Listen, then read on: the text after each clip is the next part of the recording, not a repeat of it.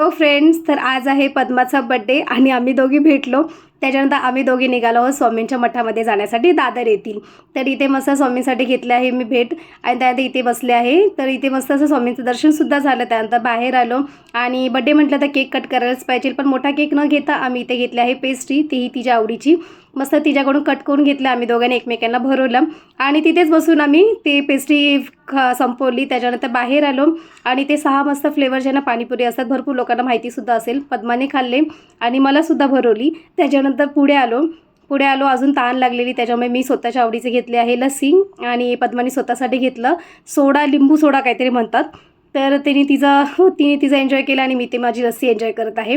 त्यानंतर बड्डे म्हटलं तर तिला मला गिफ्ट करायचं होतं कुर्ती किंवा शॉर्ट कुर्ती, तर ते आम्ही सिलेक्ट करत होतो. नंतर तिने तिच्या आवडीने मस्त अशी सिलेक्ट केली कुर्ती आणि घेतली आणि मस्त चालत स्टेशनकडे आलो आणि आता वेळ झाली आहे बाय करायची.